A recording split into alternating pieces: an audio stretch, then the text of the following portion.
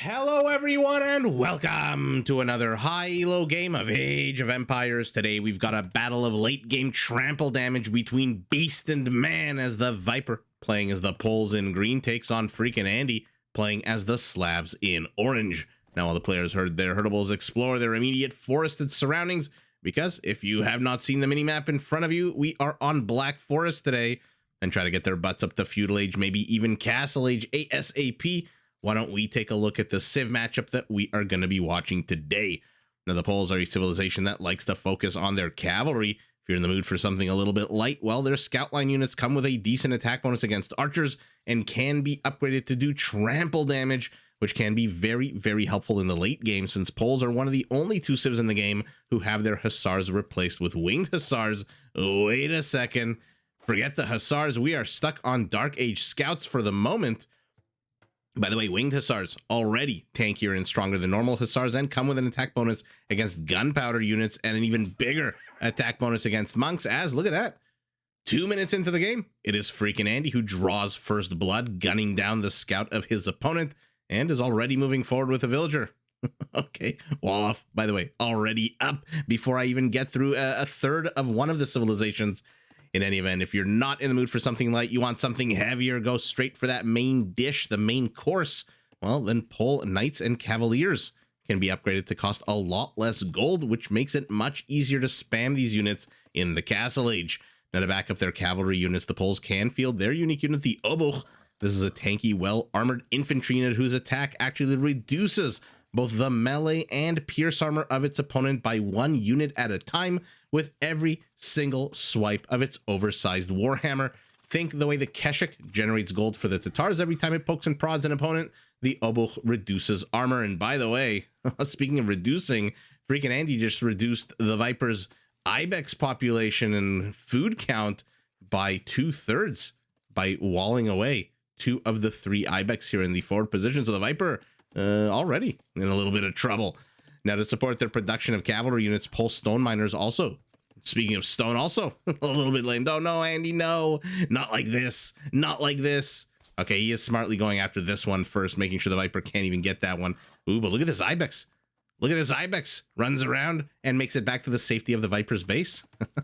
Anyway, Pole Stone Miners also generate gold while they work at the quarry, and their farmers have access to a unique unit called the Folwark, rather the unique structure called the Folwark, which replaces their mill and automatically adds 8% of any farm seeded within this highlighted radius to their coffers, while also providing 5 population space. So think of a Folwark as one of these modern day hippy dippy, eco-friendly bed and breakfasts where you're also kind of expected to work on the property. So you kind of stay there, you eat your eco-friendly meal, which generally, as a lover of pepperoni pizza, is not really my bag. But is he gonna get? No.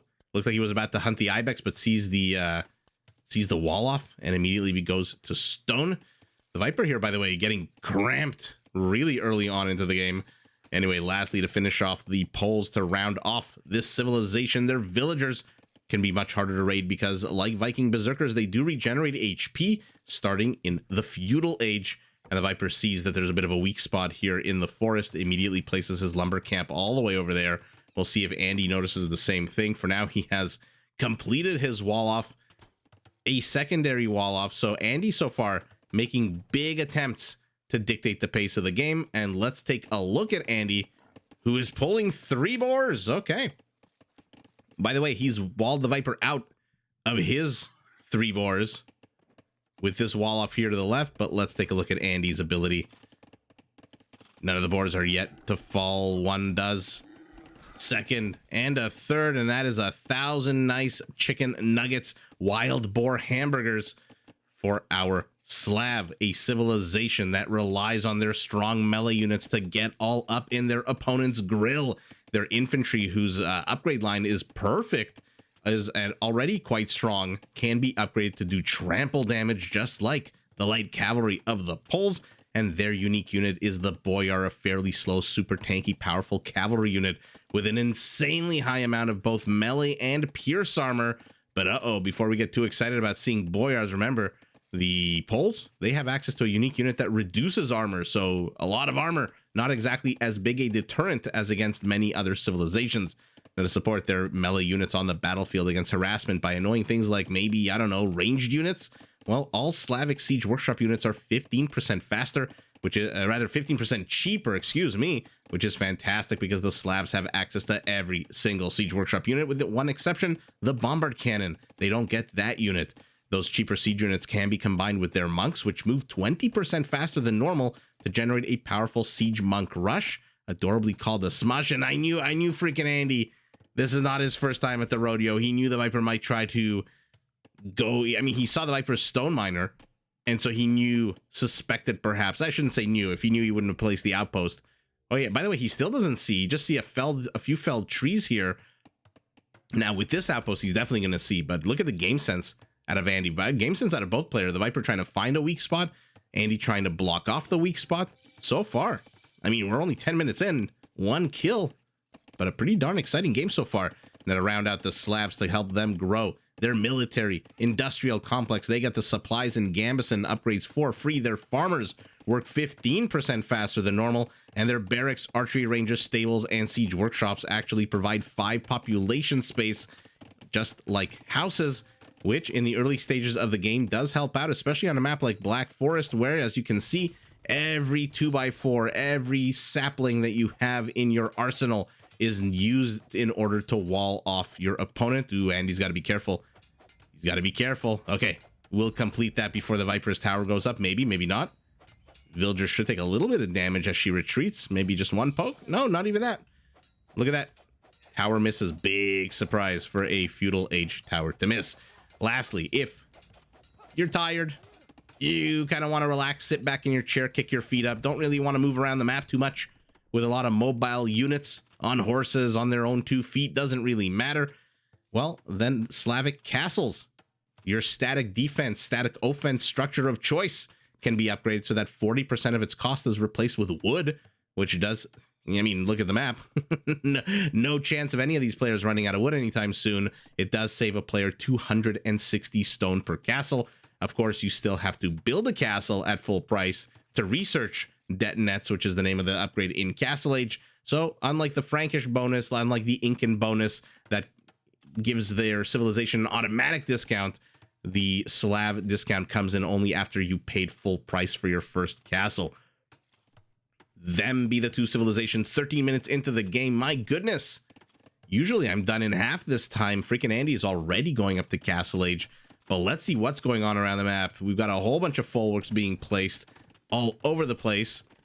Pole's one of the only civilizations, maybe one of only 2 civilizations, I'm thinking of maybe Khmer, the Khmer, who don't really place their farms around their town center as frequently as other civilizations, just because, again, anytime you see the farm anywhere in this radius, 8% is added automatically to your bankroll, and then 92% is left for you to farm, which for a civilization that can spam heavy cavalry units like knights and cavaliers at a ridiculous 60% gold discount. I mean, food, you still have to pay full price, but the gold discount goes down, rather the gold cost goes down from 75 to 30 gold.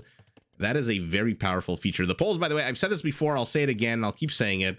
One of the most synergistic civilizations of the entire game, in my opinion. There are civilizations whose bonuses, whose features seem a little put together, a little random, a little, you know, okay, we'll give them a little bit of this, we'll give them a little bit of that. The Poles, I dare say most, if not all, of their features work in one big, giant, swirling pot of awesomeness so that they can start spamming a huge amount of military. But enough about my opining. Let's take a look at what's actually happening on the map, because Andy already has his dock up. By the way, it looks like both players started with 2 lakes. Andy's a little bit in dangerous territory here, so not surprised that he decided to wall off not once, not twice, but 3 times against his opponent. Already has a siege workshop where that mangonel is being pumped out at a 15% discount. The Viper's first lake nullified, lamed. Second lake self-lamed. Why did he build a market like this along these birch trees? I feel like maybe he's afraid that Andy will bust through here and attack him through the north, through a north passage, just like Thermopylae. But Okay, so the Viper lames himself out of one lake. Andy lames him out of another lake. And now the Mangonel is here. Is there any villager to help repair it? No, there's not. So it's just taking on a tower. And now we'll see which one survives first. I can't see Andy letting this Mangonel die. I can't see the Viper letting this watchtower go down. And yeah, of course, a villager moves forward. So Andy dictating the pace for the first 17 minutes of the game, but let's see what the Viper does. We've seen this on Arena, we've seen it on Fortress, a lot of closed maps. Players don't really, I should say pro players. Ooh, will they get the relic or will the monk die? Not exactly an Aztec monk. Look at that, the Viper not paying attention, attacking the Mangonel, which means the monk is safe to abscond with the Viper's second relic. He's got one inside his base. This was technically a second. Andy has what I think I can safely say is one of the easiest relic spawns I have ever seen in my life in Age of Empires. Literally one right next to the other. And then there's a fifth one rather. Neutral. Is it even accessible? Yeah, it kind of looks like there's a path through this forest to the relic, which is next to the gold, which is firmly in Andy's territory under his control. But as I was saying, it's not uncommon to see one player push into the other in these closed off maps, and it's not uncommon to see another player take a bit of a relaxed approach and kind of deal with it, take it for a while, and then rush up to castle and push out. And that's exactly what we're seeing here. Looks like Andy's first line of defense / offense is about to get destroyed. The Viper does have his outpost up already. The Viper, though, look at the villager count. Oh no, he is down 16 villagers because his opponent, I shouldn't say villagers, economic units, because I think the 51 here does include the 6 fishing ships. So pardon me, I'm trying to be as specific as I can, but the Viper is down now 17 villagers and fishing ships. Andy has the dock up. Andy has 3 town centers going up. The Viper just getting his second started right now. More and more kills. Look like the villager, 2 villagers lie dead here on the dance floor, and now the Mangonel is gone as well. So the Viper takes a nice 4-2 kill lead, killing 3 villagers in that Mangonel. And this is where the Slavic, how do I put this? Oh no! That was almost very terrible for our Slav in orange. This is where the Slavs feature of a barracks giving them a siege workshop, giving them 5 population space really does help out. Not that, again, any of these players are really in any kind of serious jeopardy of losing their wood source and having no wood, but being able to spend freely, not have to worry, is not bad at all. In this one monk stares forlornly at the monastery saying, ooh, my friends are in there. I want to go, but no such luck for this lonely monk who now returns with his payload of 1 relic, and I'm assuming will immediately get queued up to go to the south. Is there a path here as well? Oh, there's a path here as well. Didn't see that. So let's take a look at what's going on. Andy has walled himself in behind a few houses here as the Viper now pushes out. Is leaving a whole bunch of infrastructure. I love when players build blocking infrastructure, and I love when players ignore it. Because if the Viper now with 1 Mangonel tried to destroy these houses, fantastic attack run there, by the way, it'll take him about 10,000 years to do that, and Andy in the meantime is going to get his army up. He's going to get his resources. He's got 10 villagers on stone, does our Slav. So he's going to have his castle up, and then he's just going to overwhelm the Viper. So the Viper just ignoring it completely, going straight after the juicier target here. The automatic and free gold generation kills a monk, kills a scorpion. The Viper is getting a lot of high value targets right now. Andy, he's still stuck on those 3 kills, but not exactly the highest value targets. Not even a single villager among the kills. And now the Viper lays siege. He wants to get in here. He wants to use these light cavalry units. They have forging, which means they attack at a +1. Surprised they're still kind of hanging out here with this siege workshop. I'm kind of surprised that the Viper has stopped military training. He's down 31 villagers and fishing ships. Andy, redemption, wants to be able to convert these Mangonels as soon as he sees them there. He sees the flags up Rather, never mind. This is the Viper sees the flags as it's his units attacking the siege workshop. Oh, be very careful. Andy is going to pop out that mangonel, possibly. Be very careful, Viper. I can hear the theme song from Jaws. Or you know what? Maybe the Viper wants to lure out the mangonel so his knights, oh my goodness, his light cavalry units can attack them. This might be a bit of a bait. Let's see. One goes for the monk on the high ground, does take a punch. And now it looks like, oh no, the Viper. I thought he was going to focus on that mangonel. Instead, he's using his battering ram, which is always fun to see. And now the Viper loses a whole bunch of units. And it is Andy who reclaims this center territory, but not without any kind of obstacle, as the Viper now plops down his first castle of the game.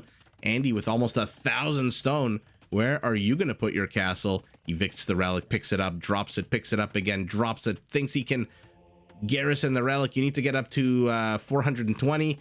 I mean, I think you can garrison it now.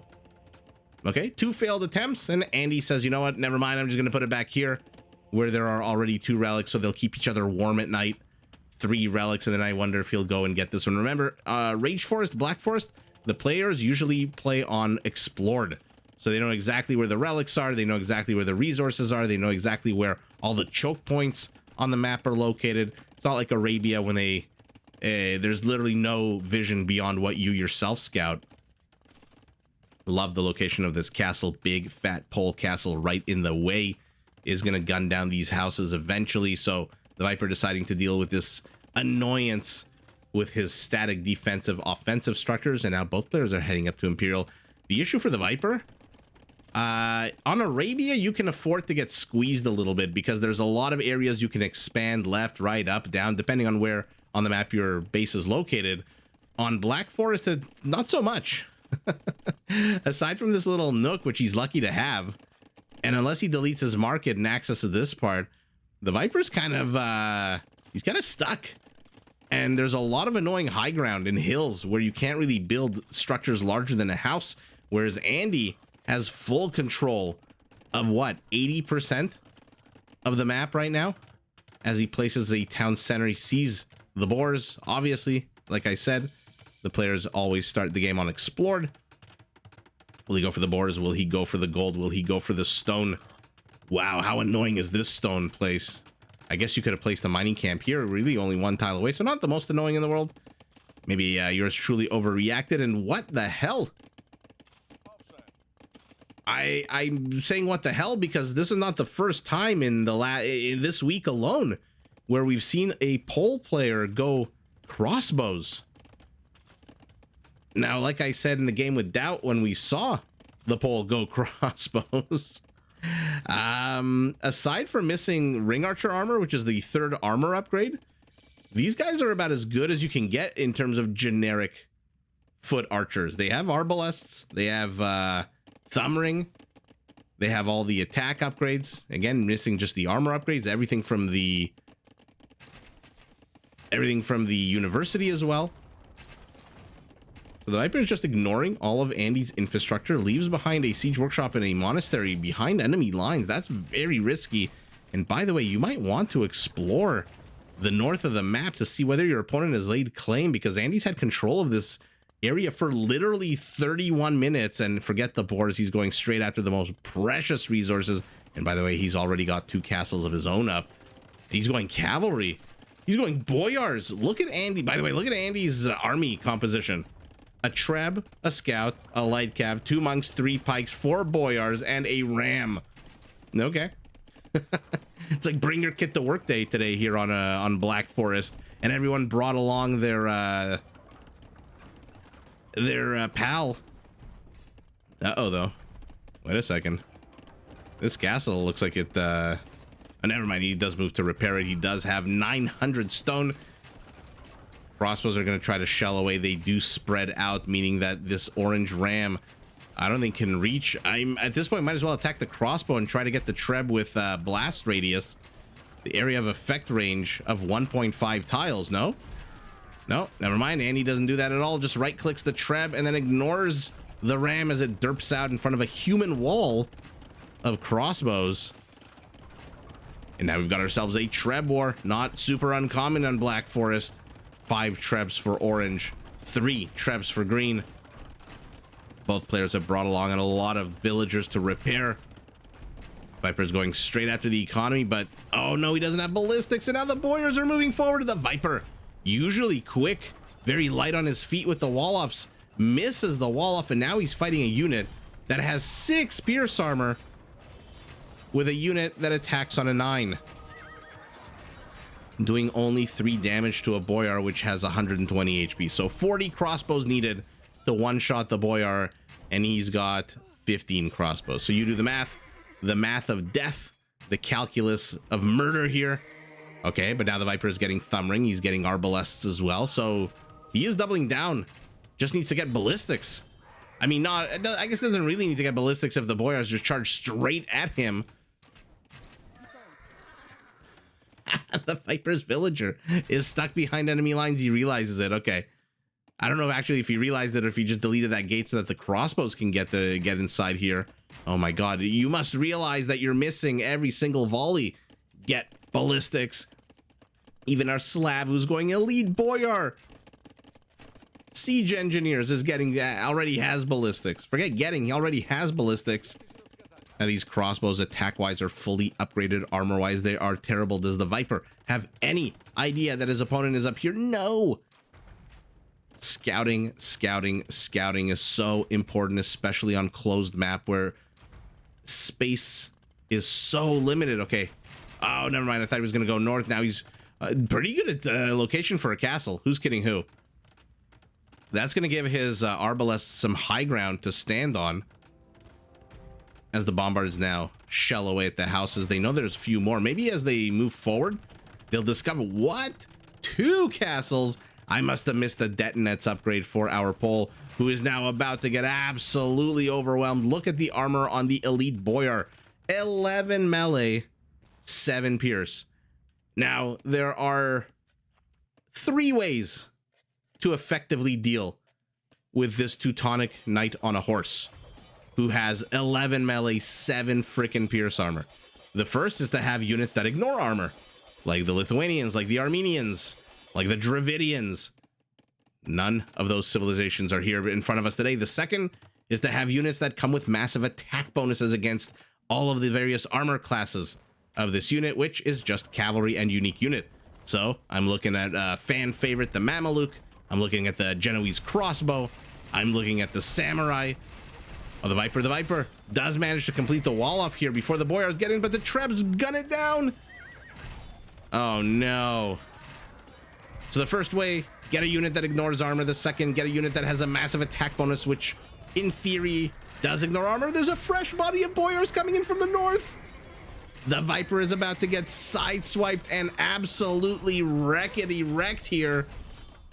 At this point, this gate is just harming him. So many Boyars, and the castle crumbles. The Boyars are, oh, well, there you go. Option number 3, by the way, as I was about to say before Andy just tore this map a new one, option number 3 is what the Poles have. The only unit in the game that reduces the armor. So if you can't ignore the armor, if you can't beat it with a bonus, then you can try to reduce it with a unit that has a giant warhammer, a unit that has a massive Najak in its hands, or Najak, if I'm trying to pronounce it correctly, and reduces the armor. And the more armor you reduce, the better it is for these Arbalests, who took about as good a fight as they could. 21 kills on Arbalests, especially against Boyars, is not a bad statistic. But ultimately, holy moly, the Viper doing what we saw done earlier this week, just going foot archers with the poles. Where's the meat shield? Where's the unit that ignores armor? He's got the gold, he's got the food for it. The Obuch is not exactly the most expensive of units. It's actually, I'm trying to think, it's actually, I think they're cheaper than champions, right? They're like 50 gold, 50 food, 20 gold, something like that. And you had 2 castles up. Imagine, if you will, a scenario where the Viper had 10 Obuchs here. Now, upgrade-wise, they are going to die insanely fast to this Boyar that attacks on an 18 and has 11 melee armor. So don't get me wrong, meat shield is what it is. But imagine that even with all the no upgrades whatsoever, just reducing the armor of these guys, allowing the arbalests and the castle on the high ground to pick them off. But, you know, that may have existed somewhere in the multiverse. It didn't exist in the game in front of us today, where the poll yet again just doubled down on foot archers. Maybe that's something. Maybe they're trying to make it a thing. Oh, the Viper trying to get a dock up now discovers that there is a bit of a presence up here. And I'm highlighting the green vision. Now he sees it all. A little bit too late. Had he discovered this maybe 10 minutes ago, who knows, maybe he would have turtled up even more. Maybe he would have GG'd immediately, or maybe he would have made a greater push here. Instead of placing the castle here, he would have placed it maybe here to try to lame the town center. But look at this. The Viper tried to place a full work. The villagers all dead. Oh no, he just now realizing that his opponent is taken, and realizing that his opponent has completely surrounded him to the north, pushing in through the center, and there is no meat shield, which, like I said, the Pole's one of the only civs that can take on the Boyar, and I'm shocked that we didn't see any obos out of our Pole in green, but it is what it is. Let's take a look at the stats. 56 Arbalest, 57 Boyars in a direct one-on-one fight. I mean, the Boyars take this with what? 15 casualties, maybe 20 maximum. Yeah, this is not a fight the Arbalests want to take. Peak APM just towards the end of the game. I guess when the Viper realized that he was being attacked by multiple angles, peak APM for Andy right at the beginning of the game, which, by the way, inured to his benefit. Andy being the one who was setting the pace of this game. Out of 39.5 minutes, I would say 37.5 minutes, he was dictating the pace. There was a 2-minute period where the Viper was here with his 3 trebs. But then Andy says, hey, 3's a nice number. You know what's better? 5 trebs, Boyars, and just overwhelmed the Viper's position and pushed him right back, and again began controlling the pace of the game. Economies are also nowhere close to identical. Look at that. 21,000 difference in resource. 3 relics to 1 at the end of the day. But what's 21,000? 60% maybe? I think exactly 60% bigger economy for our Slav. It has all of the resources. 4,000 more gold, 8,000 more food, 7,000 more wood. My goodness. And there's the castle. Let me see detonets. If he must have researched detonets. Although, I mean, technically with 3,800 stone, maybe he didn't research detonets. So there's Castle Age. And we're looking at the orange upgrades, not these green ones. Okay, some monk upgrades, redemption. We saw all that. Imperial Age. There's something behind here. No conscription. Did he not get detonates? I mean, that just makes it even more badass. That just makes it even more badass that he had 2 castles in the forward position, then 2 castles up here. Okay, well, there you go. Didn't need the discount, he says, as he takes control of 80% of the map, and with it the resources. Surprised he didn't go after the relic here. Conversion count, I can't imagine it's that high. 2 out of 72 is nothing to write home about. But look at this. The Viper destroyed 19 structures, which tells you just how much crap FreakinAndy put in his path. All the houses, all of it. Outposts, houses. I don't think that counts palisade walls in that metric. But ultimately, the 3? Yeah, the 3 structures that Andy destroyed included a castle much more valuable than the 19 that the Viper destroyed. Kill count 61 to 54, 15 villager kills to 7. So not exactly the longest game, not exactly the bloodiest of games, but man, a game about 2 things. Number 1, why do I always harp on about map vision? Because the last thing you want is, what was it, about 10 Boyars that appeared here out of nowhere? Yeah. 11 Boyars appear. The last thing you want as you think, hey, look, I'm on the high ground. I'm taking this fight. I've got a castle for now to support me. I've got a bit of a gate here to create a choke point if I ever retreat. And on the high ground, by the way, this 10 attack becomes a 12.5. So not exactly a Tatar 15, but a 12.5, which I think gets rounded up to 13 against the 7 melee armor is a lot better than 10. And so the Viper must have thought, hey, this is amazing. Maybe I'll send some villagers up here to explore. No, those villagers died. Maybe I'll send a villager to build a dock and start claiming some fish, or at least putting some naval units on here. Nope, that doesn't work either. Why? Because there's a whole bunch of infrastructure and units already up there. So Very, very important to scout, especially on a closed map. We see this on Arena so many times where a player just surrounds and engulfs the map and just absolutely dominates. That's exactly what happened here. FreakinAndy literally, once he killed that scout on minute 2 of the game, just took absolute control. And with that control, took the W, but GG to both players. Did you enjoy this video? Check out these other clips and make sure to subscribe and enable notifications so that you're notified of my latest uploads.